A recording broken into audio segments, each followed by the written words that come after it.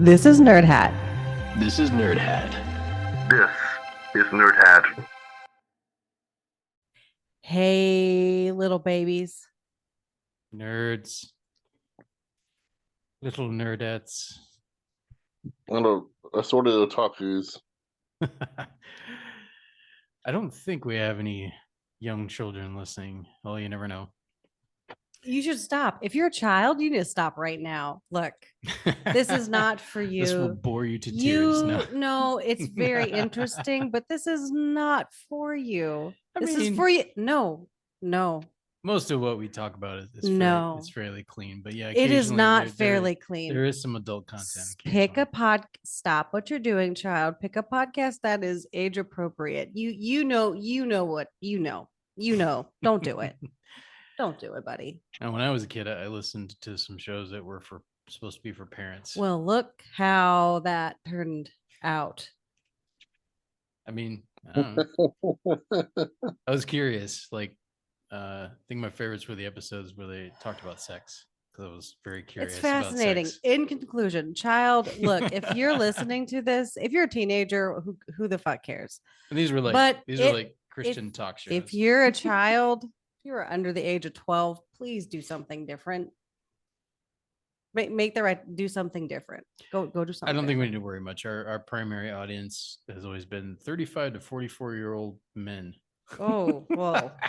No surprise. The two main hosts over the most of the history of the podcast are, in that age range, which is. I just wanted to talk about the elephant in the room. How we hadn't had Have you guys been doing episodes without me, or what's been happening? Oh yeah. Yep, we have. Bye, Will. Just kidding. Oh, really? Okay. No, we're tired. We haven't been doing anything. I sort of recorded one that I didn't release. I kind of did an informal review of Civil War, like Alex Garland's Civil War, but then I didn't end up.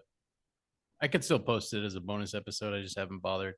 The audio quality wasn't great. It was just okay. Kind of off the cuff, my thoughts before and after the film. So I might still do something with it, but basically we've missed an episode in between, so it's been a month since our last release. So it's been hard. We've had a lot of school related, children related issues that have come up, and everything's just been hard. And we've had a lot of markets we've had 2 markets within the last month. Yeah. That have sucked us dry. So anyway, we should probably talk about the movie you guys just saw, The Matrix. The Matrix. And The Matrix. We haven't covered The kidding. Matrix yet, actually. Maybe someday. Could put that on the list of films. I saw that black cat twice. What's that? That black cat. I saw it twice. Saw it twice. I don't remember seeing a black cat. So you're in The Matrix. Hold on. So what did you guys see? A couple weeks apart. Will went with his family to see this, and then I just went last night. But the movie we are going to be talking about is Godzilla x Kong: The New Empire. Mm-hmm. So it's the latest in the MonsterVerse franchise put out by Warner Brothers.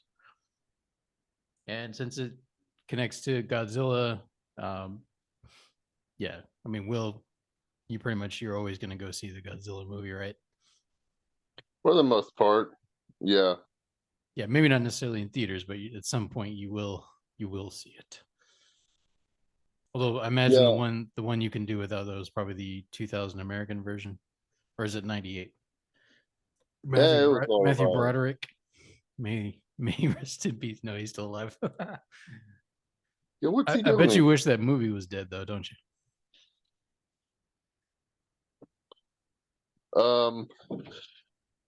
I didn't hate the movie. It just wasn't Godzilla. Yeah, no, it was not. It was not. My wife's in the background giving thumbs down, saying it wasn't good. I still want to know, how did the male Godzilla creature have babies? They explained it in the film that Godzilla was asexual, reproduces asexually. Wait, what? That doesn't make any sense. like a flower. Oh, like the lizards in Jurassic Park. Wait, I don't know. Maybe. flowers aren't technically asexual, are they? There's like a female Oh, and a male part, sort of. Bing bong and maybe chickadees. maybe I'm getting the word wrong. Was it the stamen and the pistil or something like that? So what I'm actually interested in is, can you guys convince me that this is actually a movie worth it? Considering we just did a Godzilla movie 3 minutes ago. Like it, and that one seemed very good. But can you Haven't convince seen me it again? yet. I doubt it. I doubt Okay, it. well, I'm gonna read a little bit here about the film so we get an idea of what it's about. Okay. Dun, dun, dun. Bum, bum, bum. All right, so this is Godzilla X Kong: The New Empire. It is a 2024 American monster film directed by Adam Wingard. No idea who that is. Produced by Legendary Pictures and distributed by Warner Brothers Pictures. It is a sequel to Godzilla vs. Kong, and the fifth film in the MonsterVerse franchise, also serving as the 38th film of the Godzilla franchise and 13th in the King Kong franchise. Film stars Rebecca Hall, Brian Tyree Henry, Dan Stevens, Kaylee Hoddle, Alex Ferns, and Fela Chen. Hall, Henry, and Hoddle reprised their roles from the previous film. So in this film, Kong encounters more of his species in the Hollow Earth and must unite again with Godzilla. I don't know what again. What? With Godzilla to stop their tyrannical leader. Oh, that's right. They do have to unite to fight. Was it Mecha Godzilla at the end of the other movie? Yeah. So he must unite again with Godzilla to stop their tyrannical leader and his powerful frost-breathing titan from destroying the surface of the earth. That's a basic synopsis. So does he talk? Godzilla? Yeah. No. With sign language.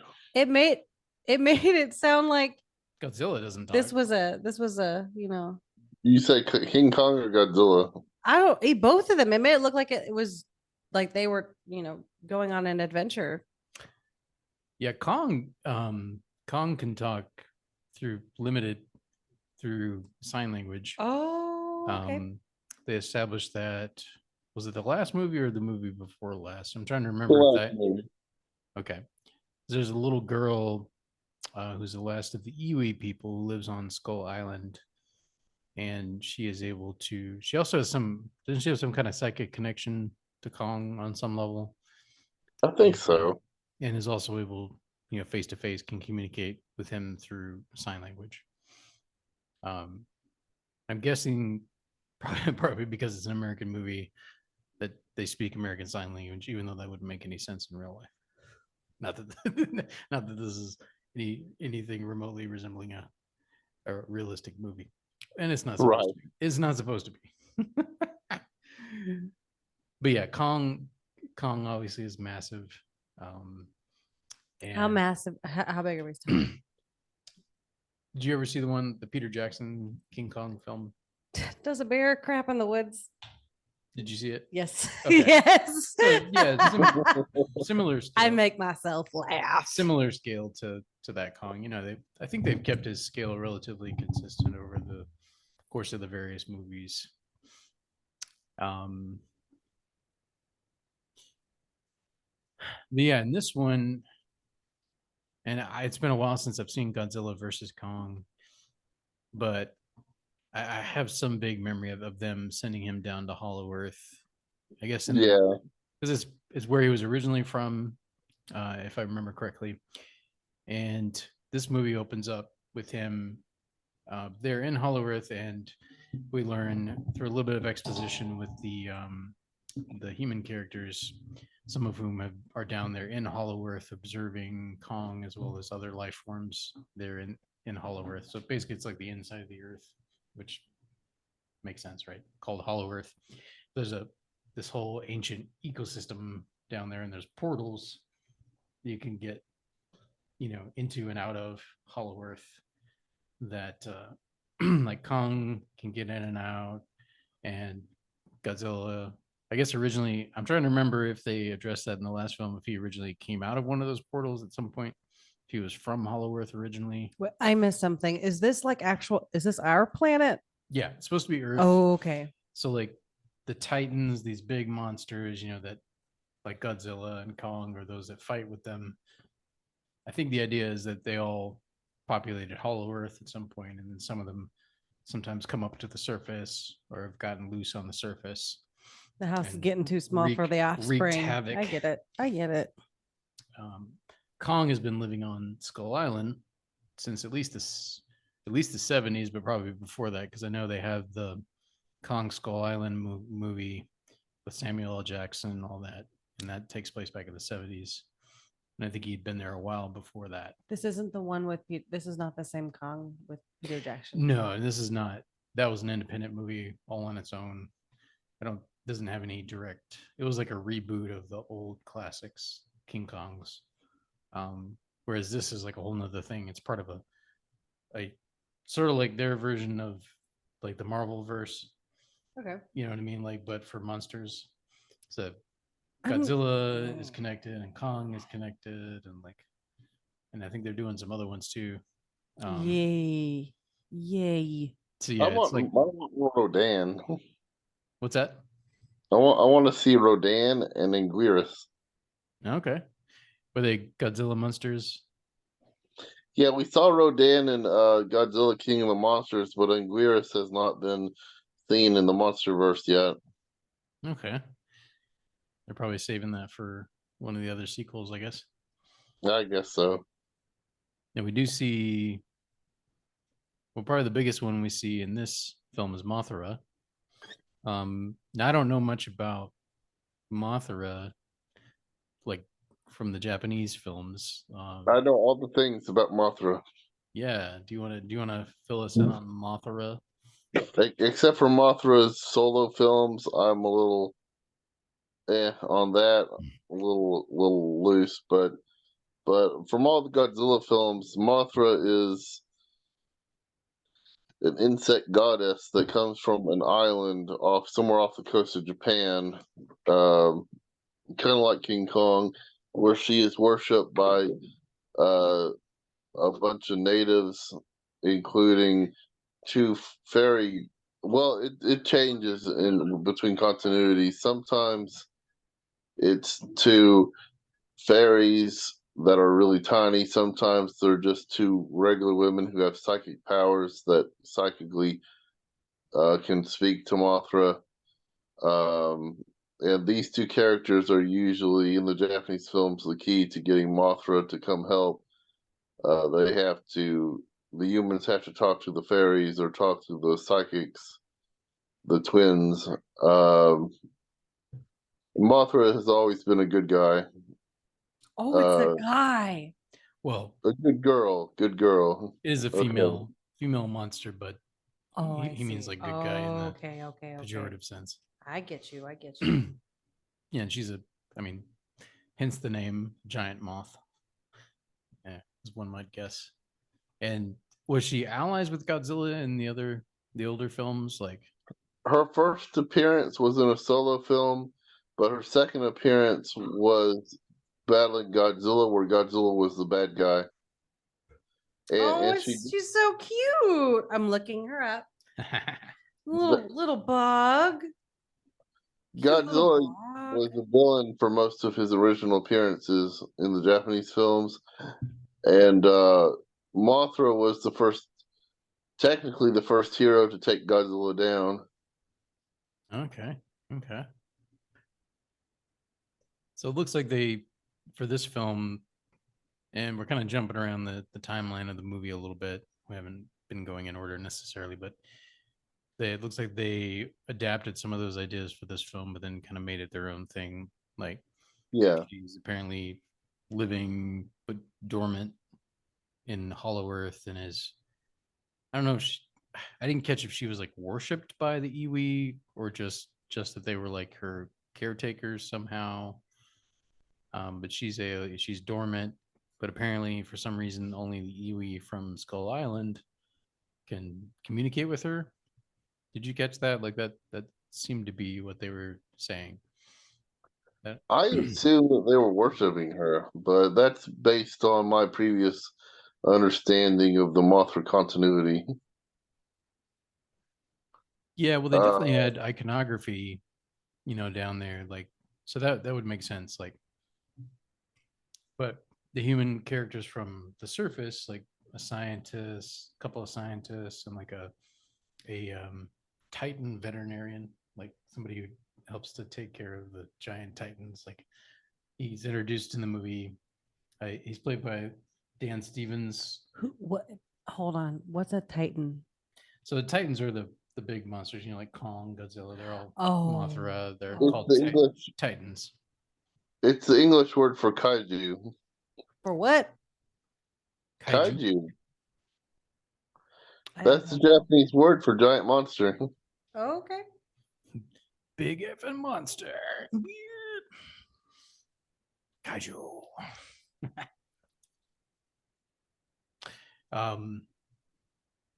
Anyway, so the human characters, so this does go back closer to the beginning of the film. The human characters pick up this recurring signal that is coming from Hollow Earth, and the girl who was the last surviving Iwi from Skull Island, who was living there with Kong, her name is Gia, played by Kaylee Hoddle. She's kind of been adopted. We see that in the last film by Rebecca Hall's character, Eileen Andrews, who's like the head scientist, caring for Kong at Skull Island, monitoring him for the company Monarch. Like, Monarch is this big company, and their story kind of continues in this one. Like, she's still, involved with monitoring Kong, but now he's down in the Hollow Earth, so she's coordinating that, and she's there with her daughter. They live on this base, I guess. I don't know if it was in the Pacific or what. They'd never said, but somewhere on an island in the ocean near a portal, right next to a portal that goes to Hollow Earth. And Kong knows how to get through the portal and come up. At one point, he comes back up because he has a toothache. He needs a tooth removed, so they give him a replacement tooth. That happens at I the would have loved to have been in the room when they were like storyboarding this. Okay, so like, it's like, how what do we if get? what if Kong has like a toothache?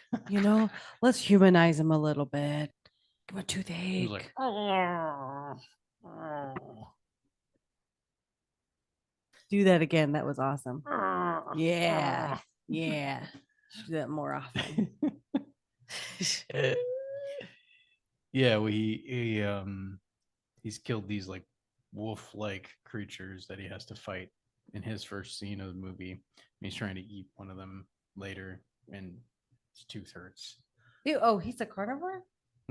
Yeah, Ew. most like apes are. No, they're I mean, not. they're omnivores, I guess, more technically, but they do eat meat.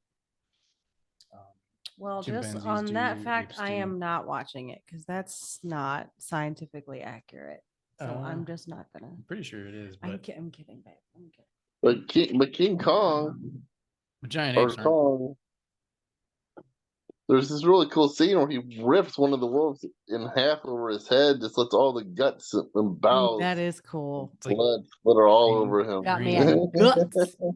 green blood. Green blood? Green blood. Why? Because they would have had to have increased the rating if it were red blood. That's a good point. Serious? Possibly. I know about these things. Yeah. You're kidding. Yeah, too much red blood. I guess you can get a rated R. They rate movies R for some of the dumbest reasons. Sometimes I'm not saying that's necessarily a dumb reason, but like, you can have like 2 F words, no violence, no sex scenes, nothing, and then slap a rated R on it. Some people want that because they want that audience, but then sometimes it's just the MPAA. It's like, what are you doing? Like, old men, what are you doing? Ooh. I hear that it's run by old men in Hollywood, like the old guard. Wouldn't surprise me. Apparently. Anyway. But yeah, so Kong is I guess technically an omnivore, but in the movie we only see him eating meat.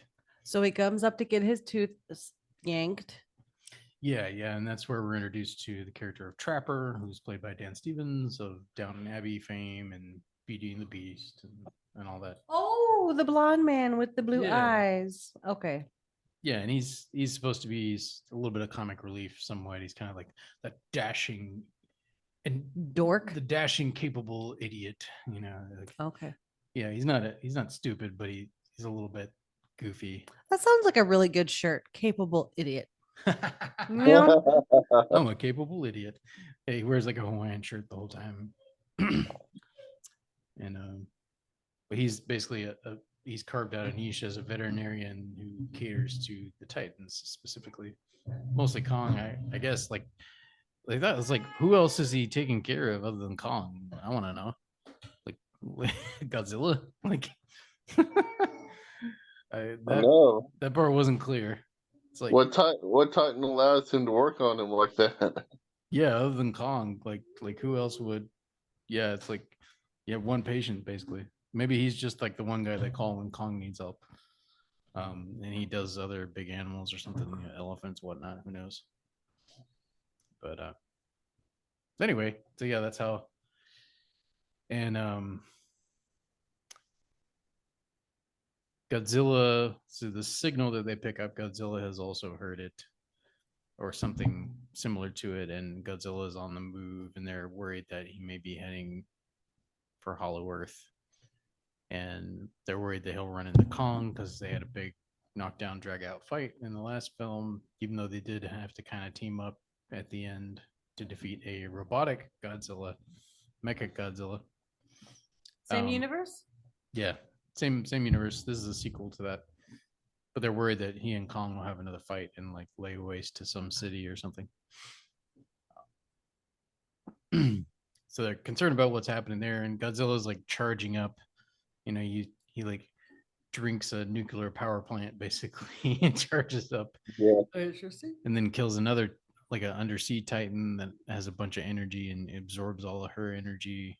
Was it Tiamat? Yeah. Which is actually an ancient Near Eastern god from I think Babylonian mythology, if I'm not mistaken. Like the Enuma Elish, I think, talks about Tiamat. But they like, yeah, she kind of looked like a sea dragon. Is that one that shows up in the older Godzilla movies, Tiamat? No, Tiamat is not from the Japanese films, and I don't remember Tiamat being in any of the MonsterVerse films before this. Yeah, me neither. So I guess they just decided to bring her in just for that plot point, Yeah. basically. Like Godzilla defeats her fairly easily, and then absorbs all of her. I don't know what it is, what kind of energy it's supposed to be, but Solar energy, I think. I don't know. I don't know. He turns like purple instead of his normal, like, was it neon blue kind of? Yeah. The toys call it Godzilla Evolved. Okay. Godzilla evolved. Oh yeah, because it changes him, doesn't it? Like changes his. Don't they say it changes his DNA or something? Yeah, it changes his design a little bit, and changes his color a little bit. Yeah, but the humans are like, oh no, like he's gearing up for a fight, basically. Right. And yeah, so something big going down, and Godzilla is anticipating it. So they're wanting to figure out what that is, and eventually the humans, like, once Kong goes back down, they go with him, and in this really cool like jet that they have, they find out that the outpost that was down there monitoring has been destroyed. There's Yeah. this massive like ape print on the side of I guess it's a dam or something. They're like, did Kong do that? And they're like, no, Kong didn't do that. So you see the first hint that there's another massive ape somewhere in Hollow Earth. Yeah. Here, can you hold her? Do you want to talk about how we first encounter the other apes? Well, while Kong is killing the wolves, he accidentally, if I remember correctly, actually opens up a hole to the subterranean world, which is really weird because Hollow Earth is already subterranean. Yeah. But he opens up another hole to an even deeper subterranean area. Um, and that's where all these other apes have been imprisoned for all this time. They've been imprisoned underneath Hollow Earth. So they escape. One of them destroys the outpost. Of course, they go back down in there. Kong goes in there to explore, and that's where he encounters a baby one at first, um, who turns out to be pretty nasty, and so he fights all these other apes, great apes, and the baby ape, and which is a hilarious scene when he picks up the baby ape and just slaps the other great apes with the baby. Yeah, that's pretty intense. Well, the baby was fighting him as well at that point. They don't know Yeah, whether he's a threat or not. yeah. The baby ape eventually comes to respect Kong, but at this point they're enemies anyway. Well, apparently the Uh, baby ape has a name according to Wikipedia. It's Suko. Well, Suko. I don't think they ever say that in the movie. No, I don't remember that. That's interesting. But Suko leads Kong to the other great apes who are imprisoned by a tyrannical king orangutan monster of some kind. Nope. Yeah, Nope. Scar King. Nope. I do not do orangutans. No. They're creepy. They're orange. And I do not like them. No, I don't want them to be extinct. I don't want to have anything to do with them. I don't think he No. was an orangutan. He didn't have the face of an orangutan. Creepy. Have you He seen did Planet have- of the color. Apes? That is the creepiest one. Just He the did- color, really. He did have somewhat similar coloring, and he had long arms and legs, longer than like Creepy. the other apes did. Creepy. But like his face didn't look like a No. This is orangutan. true. No, it's Satan. Satan's pet. That's what it is. It's nasty. Speaking of No. pets, Gross. like he has figured out a way to basically enslave an ancient ice powered titan Shimo, who somehow he's able to control using a crystal. And I guess they didn't really Yeah. need an explanation for it. They never bother to explain how exactly he's able to control Shimo with the crystal. They just demonstrate it, and I guess it doesn't really need a lot of explanation necessarily. It's like you figure out, True. like, okay, that somehow gives him the power to control Shimo, and then when it's destroyed, Shimo is freed later. Yeah. In the meantime, the ape is able to use her to dominate the other apes as well as to defeat Kong initially.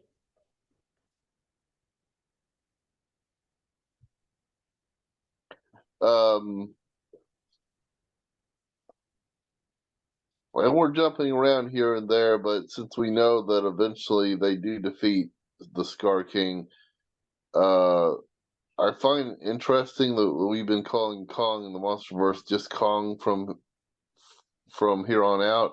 We've never actually called him King Kong, so I'm wondering if in the next film he's King Kong. But that's just, I know we're jumping around right now, but that's just some thought I Ah, had. Oh. that would make sense, yeah, because now effectively he takes over as for the Scar King. Yeah, at the end of the film, like he's defeated the Scar King and he returns with um the baby ape Siku, and Dooku? yeah. Dooku. Suko. I have a question. Yes. So, like, is there talking in this movie? Like, how do you know all of these things? How do you know that, like, with what you're saying? Because I know that there are doctors who put band-aids and pull teeth, but like, are they talking the whole time the movie's going on? Like, how do you know what's happening in the scenes? Like, I'm confused. It's not a puppet show. Like, how? Explain. Well, with the apes, they're, I mean, they talk to each other, but not in English, Are obviously. there like subtitles? Like, how do you know? No, you just they actually did a pretty good job with the visual storytelling. There's, just through facial expressions and body language, you can figure out what's going on with the apes fairly easily.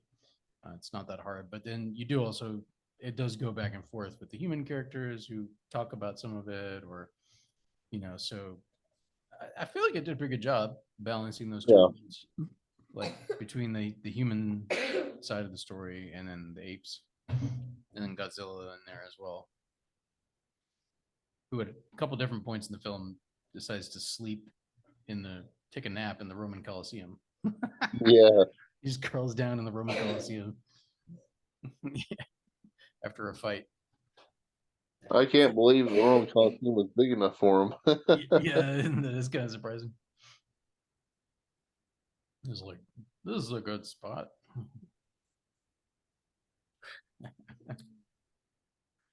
um,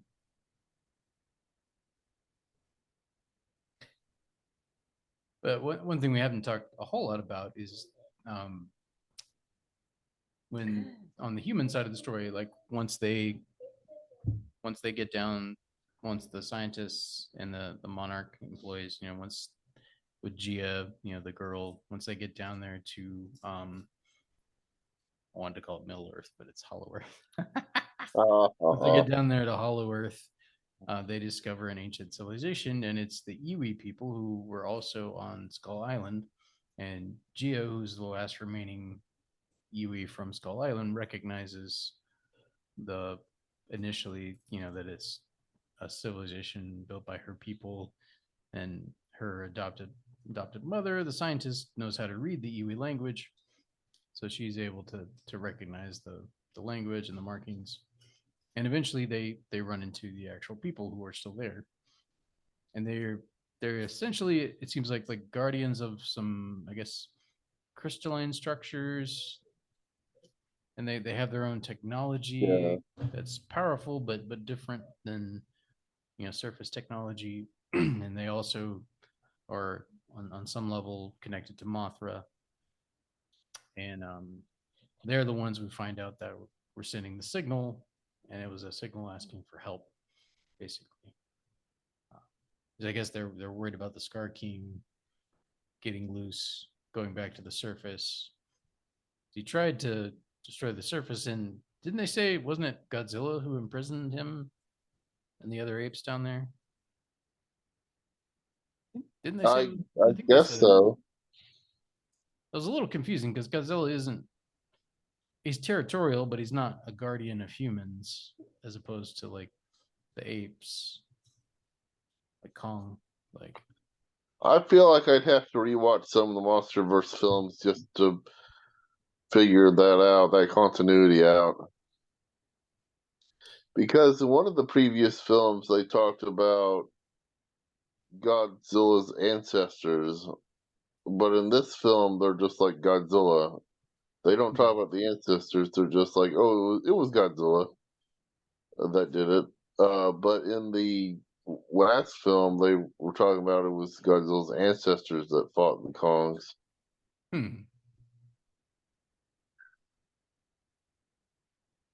That is interesting. Yeah, I wonder why they left that out. Or just, decided not to make a reference to it. Could be a continuity. Could be.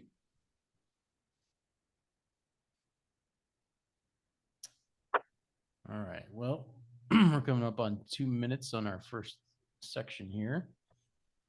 I think we are going to pause, and when we come back, we'll finish up our review of Godzilla X Kong: The New Empire. Hey nerds, We're back. 8 days later. We're tired. We have little offspring running around. We get a free pass. I thought it'd been longer. I thought it was too, Will. Yeah, I thought that it felt longer, but yeah, May 8th was when we recorded the first segment of this, and then we meant to finish that night, and it just didn't happen. And So here we are 8 days later, finishing this episode. Hey, we're doing great. Hey, yeah, We are on top. we're getting it done. We're great. Yeah, we're gonna drop this next Wednesday. That's what, May 21st, I think.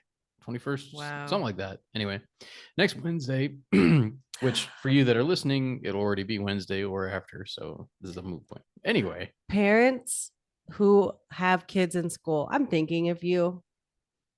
That's all I wanted to say. I'm just this is not the season. This is not the season. It might be next season. Maybe it'll be different next semester. It might be because it's coming sooner than last fall. So anyway, I'm thinking about you parents. That's all. The end. yeah, it's exhausting. It's exhausting. And wonderful and terrible and Too exhausting. fucking long. That's what it is. What could they possibly learn in school right now? Nothing. Anyway, Yeah. on to the We'll save our review of episode. the education system for a different Ooh. podcast. No, I can't. That'll be too emotional. No, I can't do that. We Yeah, should have one about homeschooling though. That'd be fun. we can talk about our That'd be experiences. fun. Ooh, no. Anyway, What's that? Yeah, I was too. Did you yeah, forget? Why do your homeschooled? Oh yeah, Laura was also. yeah. Huh. Huh. Who knew? Huh. All right, before we go too Cool. far afield here, Laura has some questions for you and I, Will, about this Godzilla X Kong. By the way, is that Godzilla times Kong? Like, does it multiply exponentially? Does it lead to madness? That's a question I have. Mathematical equation.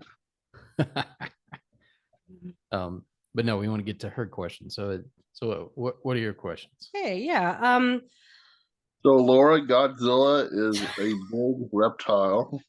I didn't ask any Alright. questions. No. Well, You just cut her off, and now you're mansplaining. oh, thanks, babe, for saying that so I didn't have to. No, I'd really like to know. Way to go, Will. I'd really like to know, like, what about this Godzilla? Like, there was a lot of time, a lot of money put into making this, lots of planning.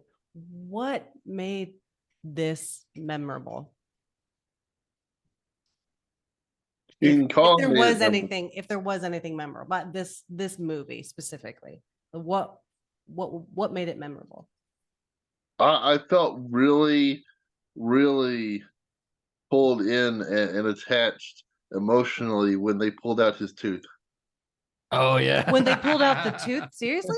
That's like the opening scene of the movie. Oh, that is okay. Okay. No, I'm being silly. Oh, I think King Kong makes it memorable because King Kong can display a wider range of emotions than Godzilla can. Okay. That's true. It just, yeah, you don't get much out of Godzilla except for indifference and rage. Okay. Oh gosh. I've never thought about that, but yeah, he's not exactly an emotive being other than just like roaring at creatures he's trying to fight. Like it's like a glorified dramatic nature show. That's what I'm hearing. I'm like, I love nature shows. This is great. Yeah. Well, he is. I wonder if that's part of the reason they started bringing Kong in, like at least in the Monsterverse, because he is more relatable for a human audience. I don't know. What do you think? Well, I think so. What's relatable about this film is his relationship with the other great apes, especially the baby. Yeah. There's a young ape that he runs into fairly early on. Then eventually leads him. I think we may have talked about this in the first segment, but eventually leads him to connect with.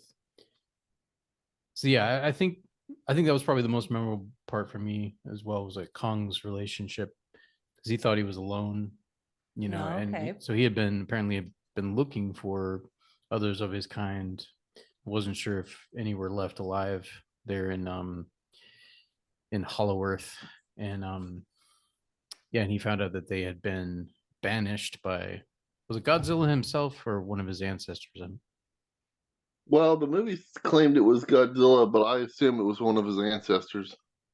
Yeah, I guess it depends on how old he is, but given that given that the leader is still alive, I don't know what their lifespans are supposed to be. I'm assuming it's fairly long, but it wouldn't seem that out of reach for it to have been Godzilla, but that would make some sense. Like if he heard the call, like the signal or whatever, that he would have a memory of it and would responded to it.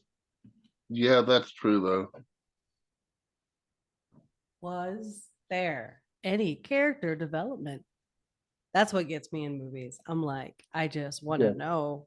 I just want to know where this person's going to go, or this being, this character. I want to know, like, if there was some trauma like at the beginning that was resolved at the end, or has some hope of resolvement, unlike the Gilmore Girls.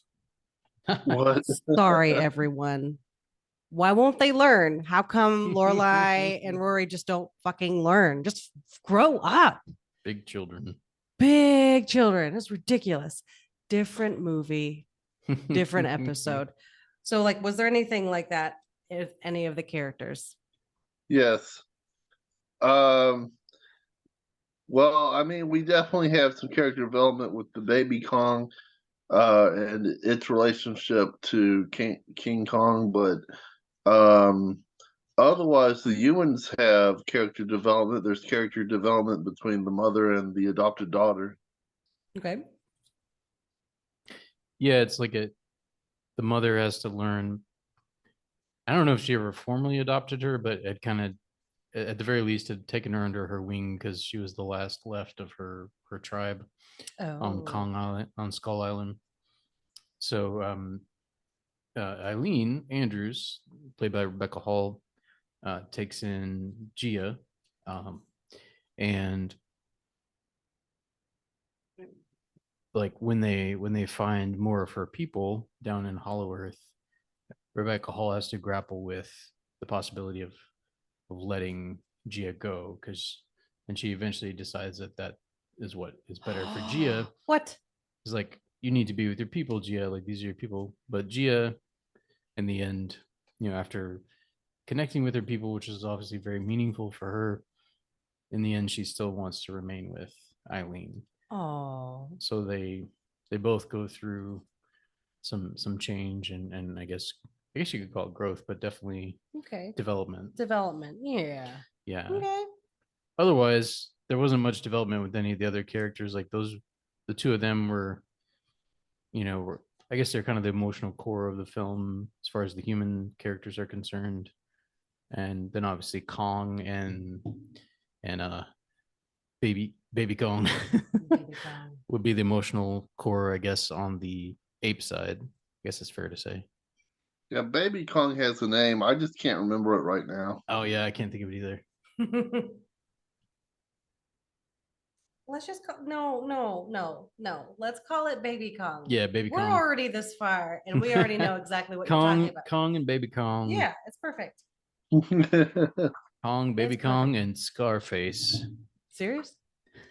I'm gonna call him Scarface now. No, you're not. No, I don't you're remember not. the name of the villain. So Scar there King. was The Scar King. Close enough. So there was memorable concepts in it. There was character development. I can't say words today.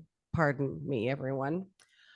And was there any hint of another movie? Oh, I'm sure there will be. Did you want there to be another one? That's the thing. It's like, did you want it, or like were you just like, you know what I mean? Like sometimes we're like, oh, and another one. Like, oh, really, Marvel? Another one? How great.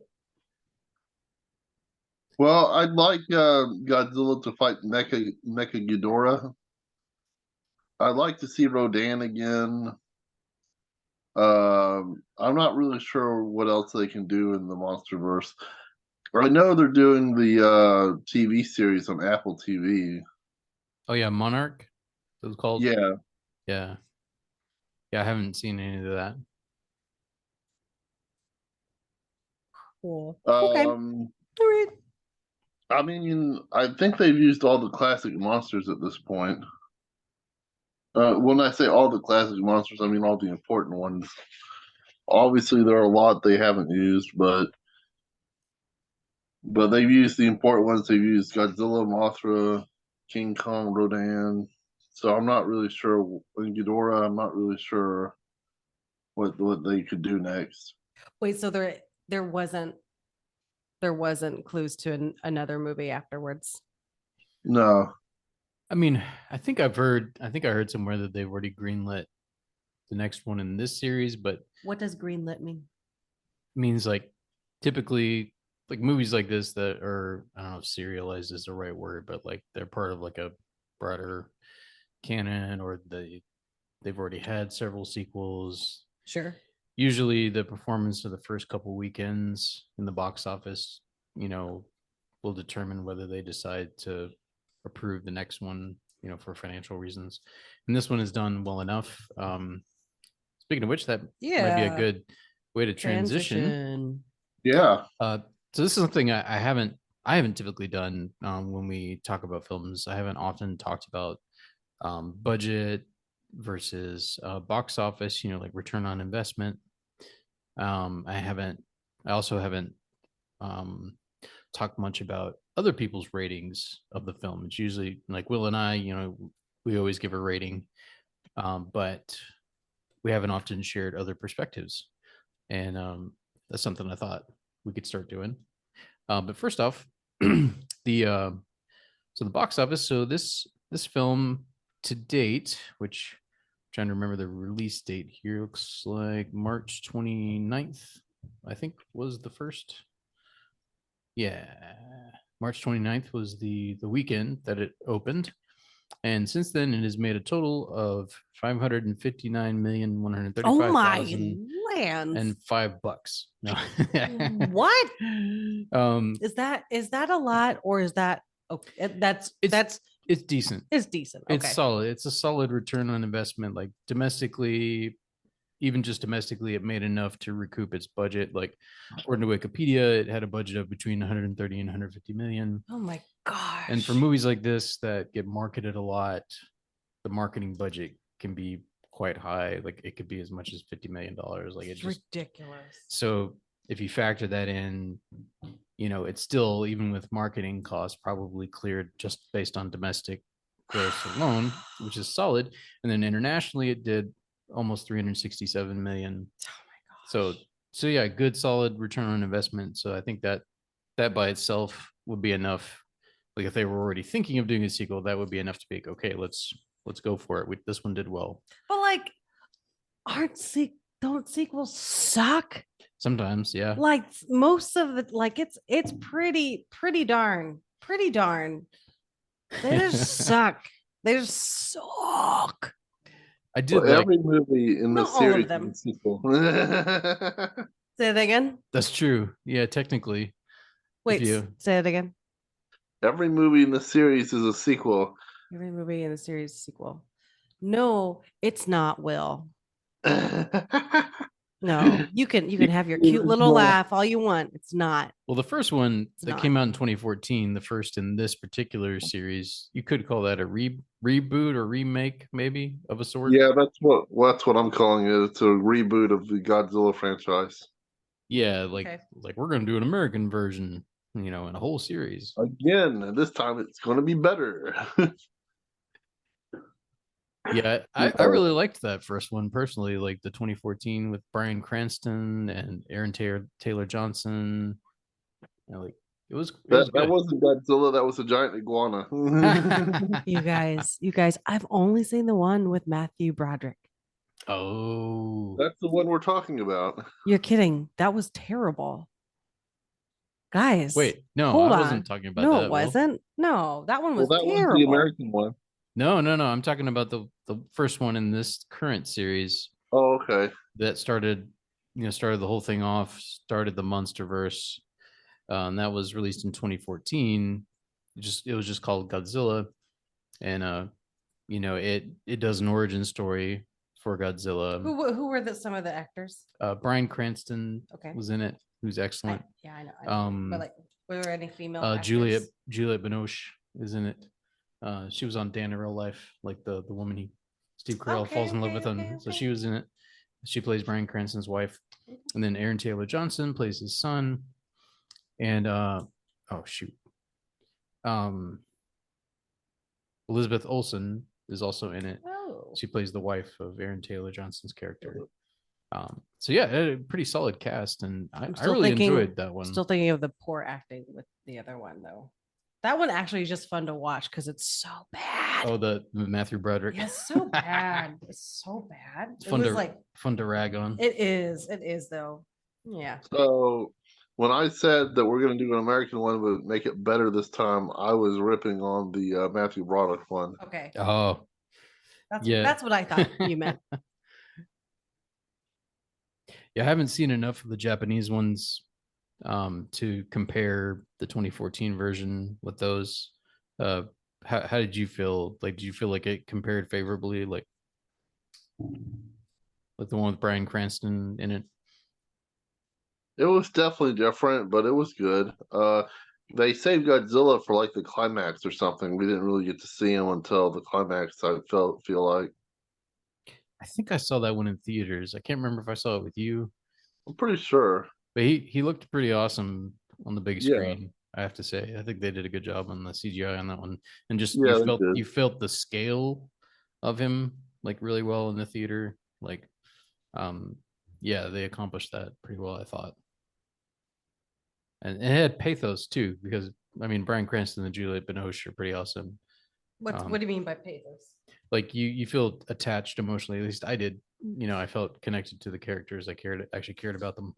Not so much Aaron Taylor Johnson. Like he's, in my opinion, he's not a great actor. The only thing I've really liked him in was Kick Ass. He's a little better comedic roles. But yeah, he was okay. He was okay. But I love Bryan Cranston though. He's great. I still need to watch Breaking Bad. I keep hearing. No, you don't. We're good. I've heard from so many people that it's a great series. We don't need to be attached to something else. Well, I'll say one thing: the critics were definitely not attached to this film.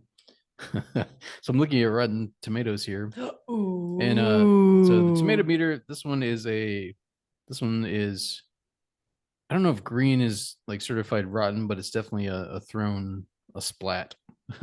So the critics, a total of 232 reviews, all averaged out, gave it a 54% on Rotten Tomatoes, but the audience gave it 91%. So definitely a disparity here. Yeah. Is that people who went to the yeah, just what's the difference? People who aren't they're not film critics, they're just audience members that gave their rating on Rotten Tomatoes. So they had more than 2,500 people chimed in and it gave it a 91%. So a lot of people really enjoyed it, but critics were like, nope. It's like the critics' consensus: come to Godzilla X Kong: The New Empire for the sheer monster mashing spectacle, and stay for that too, because the movie doesn't have much else to offer. Ooh, okay. Okay, wait, hold on. I think I missed my calling because that's me in another universe. You want to be a film critic? I think so, because that's exactly how I feel about monster movies. I'm like, oh, okay, yay. There wasn't anything else to enjoy. At least it looked cool. Like, that's how I feel about the Transformer movies. I'm like, okay, well, the effects were cool. There wasn't anything else there, though.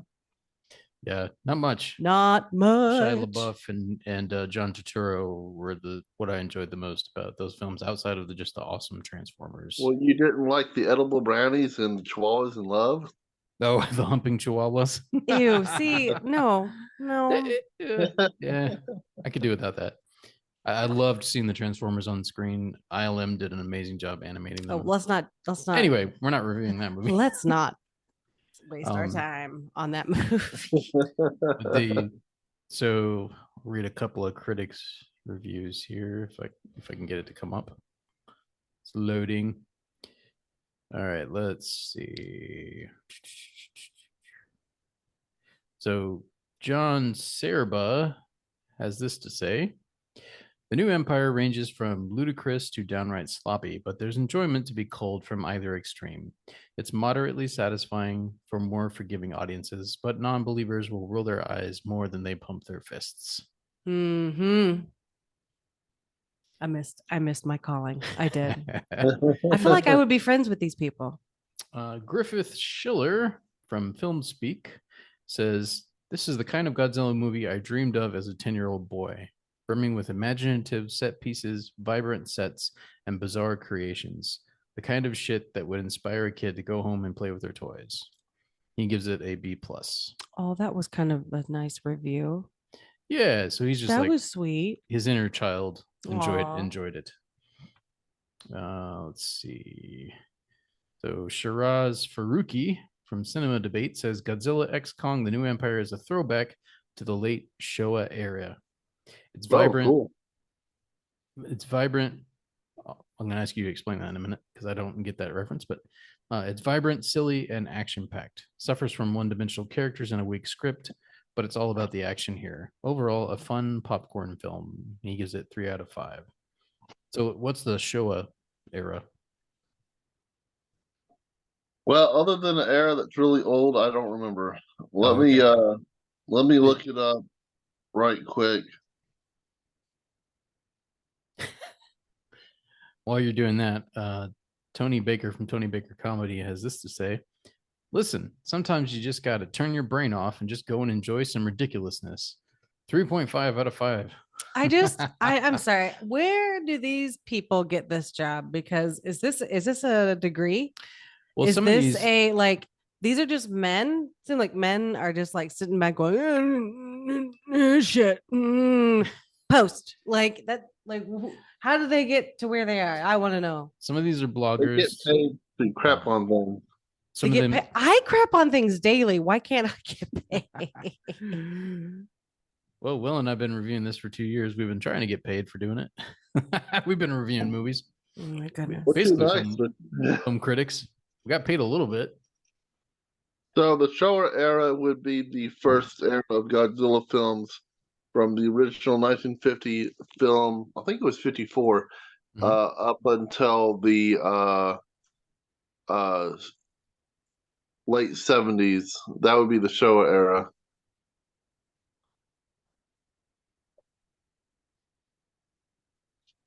I mean, technically, the Showa era continues until the 80s, but that's when they rebooted Godzilla.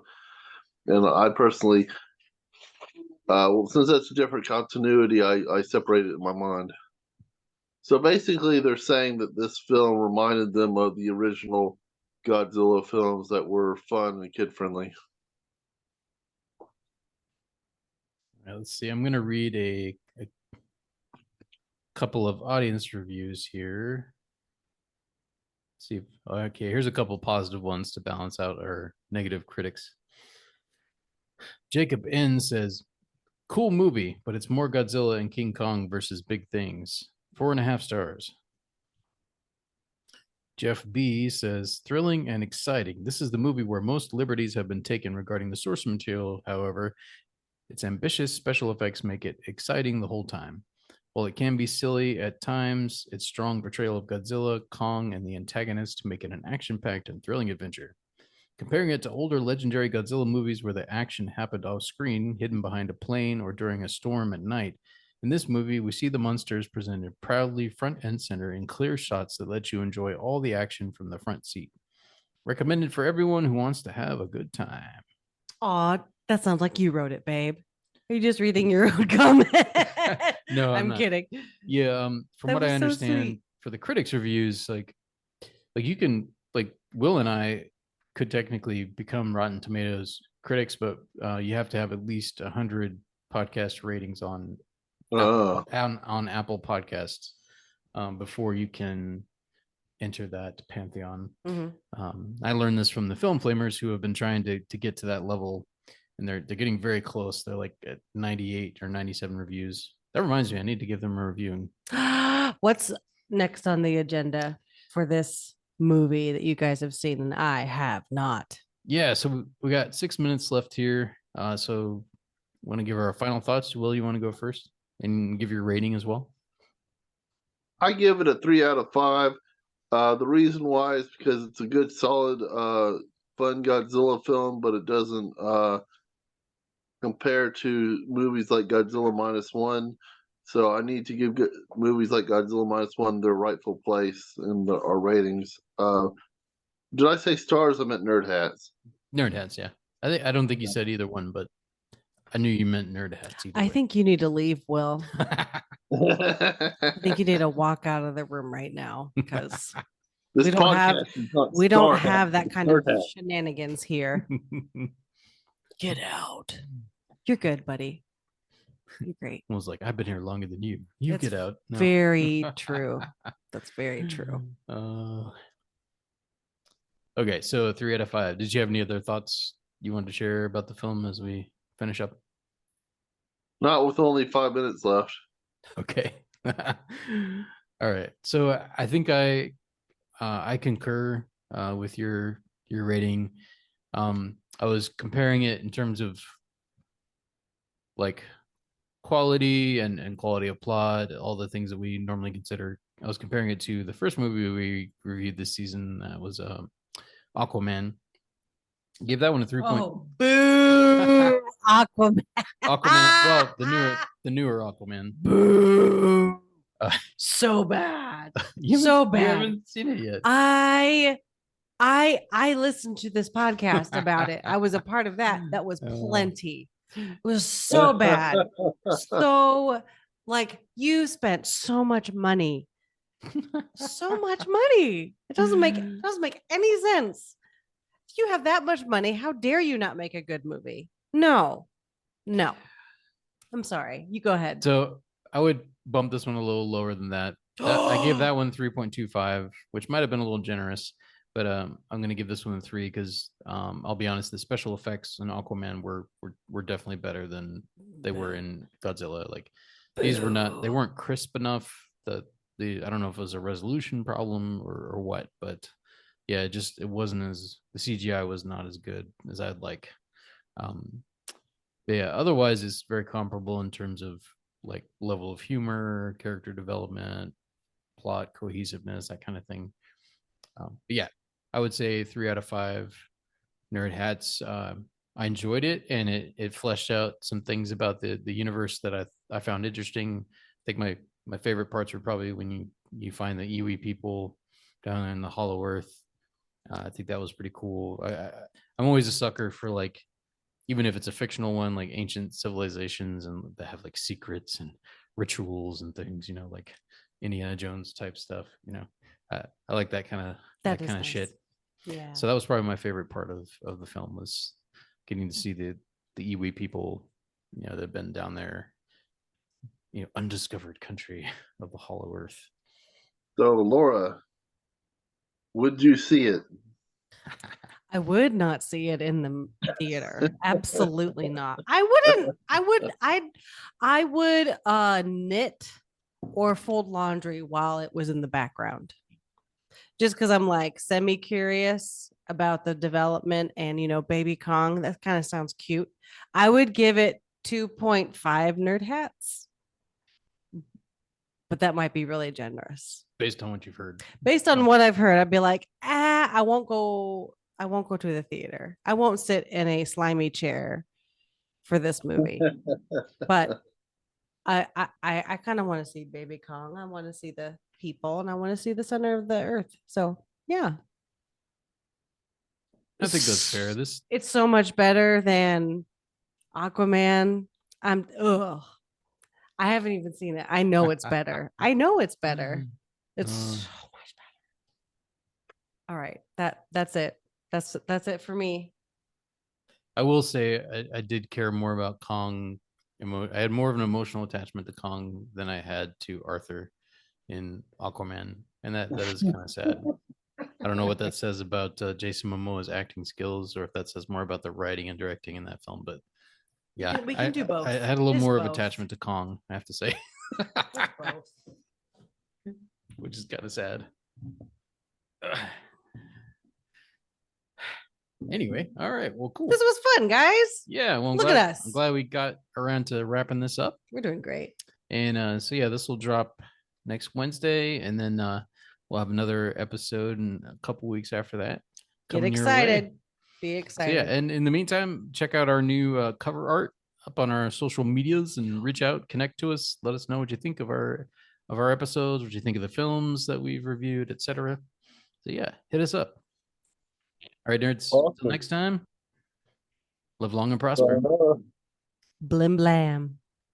Blam.